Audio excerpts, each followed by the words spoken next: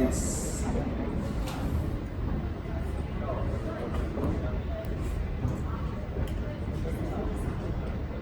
That and mic. That's how you can do it, right?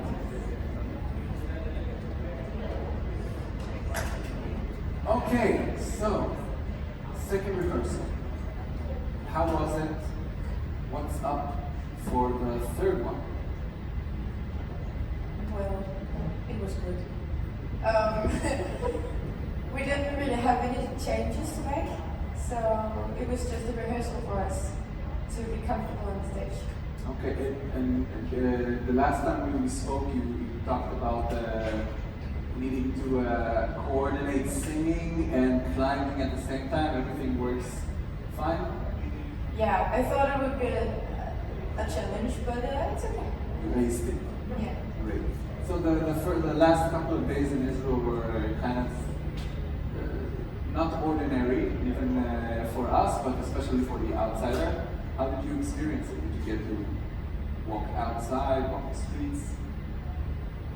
Yeah, yesterday we were on a boat, sailing. That was very fun. Although there were a lot of waves. That was a little tricky for some of us. But we made it. It was a nice trip. Who threw up? No one, no one. Okay. Thought there was something that we need to know about. Okay, let's take some questions from our panel. Yes. Hi, Leonora and the rest of the team. Daniel from Eurovision. Right now we are live on our Facebook group. This press conference is streamed live. And we are inviting the viewers from around the world to submit questions so we can ask you. So Gareth Bowen asks who came up with the idea of the huge chair on stage. And there's another question, another request. Danish is a very complicated language for people who don't know Danish. Can you teach Nadav a tongue twister? Okay, the first question about the chair. I think it was creative director and a choreographer who came up with the idea together somehow, and then it developed. And the second question, do we have any tongue twisters? Hold the flu. I get it back. Again.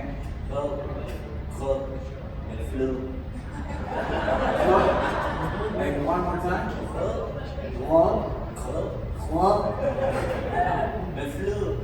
And it means something? It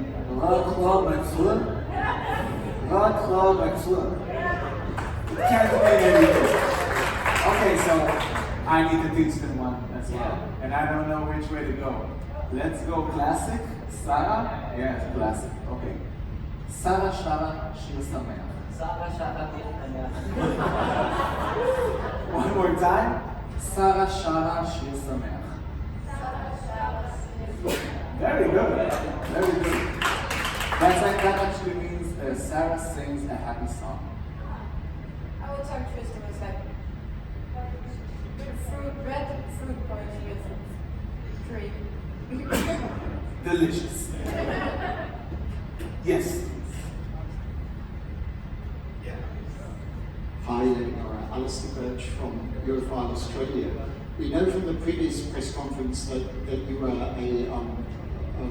award-winning ice skater, but so was your brother as well, I understand. Of course, with singing, you're by yourself, or you're not with your brother. Do you get any good advice from him? Do you get support from the family? And how is it being alone rather than with your brother in this new endeavor? Yes, I used to skate with my brother. We stopped skating about 2 years ago together, and now he moved to France actually to skate with a Spanish girl. Complicated. So we talk on the phone mostly. And I went to see him a couple of times in Lyon, in France. So I think it's more him who is on his own, because I live with my parents when I'm not traveling for Eurovision. Yeah, but most of the time it's phone calls at the moment. Yes.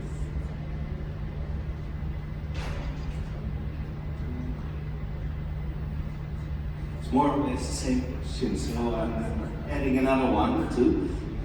Why did you stop ice skating? Sorry, I forgot to introduce myself. Martijn van der Veen, Eurovision artist in the Netherlands. Why did you quit ice skating? Due to lack of motivation. It was really hard to combine figure skating on elite level with high school. Because if you try to do both, you cannot do it 100% both. And I didn't want to quit school. I couldn't. And I didn't want to quit skating. But after a while, like the development curve just was stuck. And I didn't develop a lot. Even though I knew I could do more, so it was hard to keep on skating as many hours as I did. Because it's a lifestyle. Yeah. I'm going to adopt the answer that you gave in the beginning, because I get asked a lot of questions in my house. My wife sometimes asks me, why didn't you do the laundry? And I think that a lack of motivation is a good answer to that question. Perfect answer. Yes. It's Danny here from ESC Bubble. My question is following on from that. Now, you said you had lack of motivation with your ice skating. Do you feel that now that you've moved over to singing, that you found your new passion and this is where you want to be for the rest of your life? I definitely want to figure out how far I can go in singing. I have a dream about recording an album and performing on various stages. So, yeah, this is the new plan. Is there a famous artist that you would like to have a duet with once, that you can fantasize about? A duet, to sing together with an artist. The duet, I thought you meant the wedding. You can do both. Well, if the Beatles were still alive, all of them, yeah. Otherwise, we have very many baby singers. We have someone called Sailors. I'm a fan of them. I think they're awesome. It would be great to do it. Go listen to Sailors. Okay, do you want to put the ukulele into use?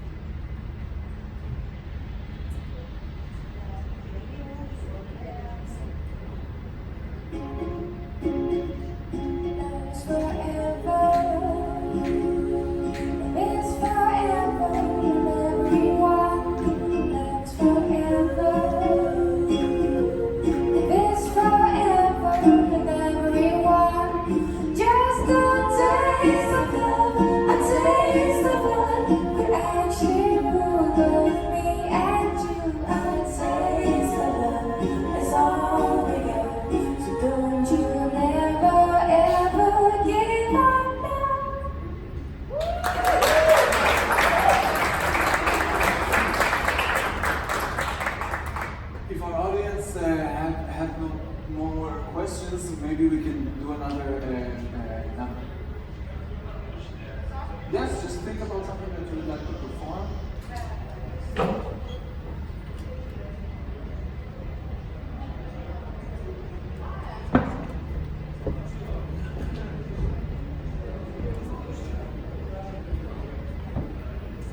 I think we're going to stay with this. Stay. Okay, amazing. Daniel, you have something from the crowd at home? Hi. The viewers are flooding us with questions. Dalton Saul is asking, how did the idea come up to combine all those languages in your song? And how hard it was to practice all of them? And Peter asked, what is your favorite Nordic entry this year? Okay. Well, the idea with all the languages is basically to include as many people as possible and to like underline the message that love is forever and love is something that goes beyond borders, beyond nationalities, languages, across languages. Yeah, and I'm kind of a nerd, so it was really just listening and trying to learn the pronunciation. Yeah. What was the last question? I think we ignored it. I think it's Swedish. Olympic. So we all know that with Eurovision usually comes fame and recognition. And I want to ask you, what is one thing that you are afraid of with being famous? And what is one thing that you long for? Or are you really excited for in that life that waits for you? I think I'm afraid of falling over a stone while being filmed. I don't know.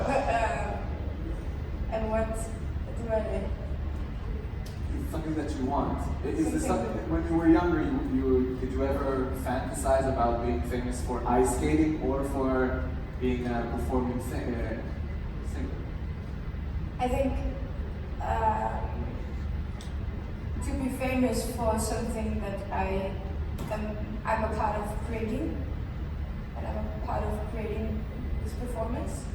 I also write my own songs, so I hope that the fame sticks with that. With creating your own material. Yeah. Any other questions? Yes, please. I told you we're flooding you with questions. There is a video going around the internet of you and Hakan song from Iceland, just right next to each other. Have you met him? And what is your opinion of their song of Hakan and Sigurd? Yes, I've met them at the different pre-parties, and I was a little frightened of them at first. But I got to talk to them, and they're actually really nice people. Like, surprisingly nice. They're really sweet. And I think the song has grown on me. The whole staging, it just works out. It's like an artistic piece. I like it. Yes, it would be very interesting if you were doing the exact opposite, that you were very sweet on stage and when we meet you here, you were mean and stuff. That would be very weird and confusing. Yes, do you have more internet questions?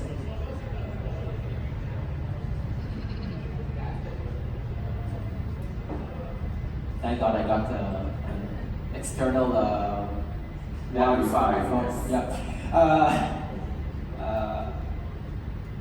Are you going? Apparently, Emily de Forest is coming for a show in Tel Aviv. The last winner from Denmark. Are you going to the party that she's performing there? And both of your songs was written by Lisa Cable. So maybe a duet with Emily. Yeah, I think we're going to see her performance. I think so.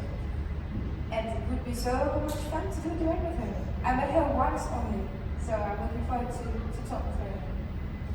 Yeah. Okay, great. You said that you got to walk around Tel Aviv, right? Did you try any of the local food? Yeah, we did. Is there Love some? hummus, You had falafel, hummus? stuff like that. It's been very nice. Okay, and now, without the nice part, which is the worst? What is the worst thing that you tried here to eat?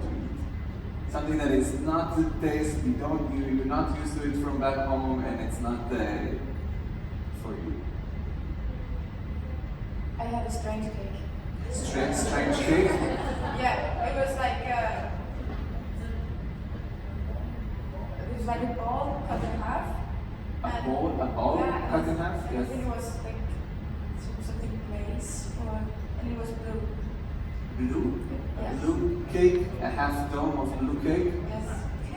I thought that It's was not a strange. cupcake, I tried. not a cupcake. It was strange. Did you pay for it or did you find it in the store? Because I don't know about any desserts that is blue. It wasn't in a market. Okay, okay, good. Friends, should we say goodbye?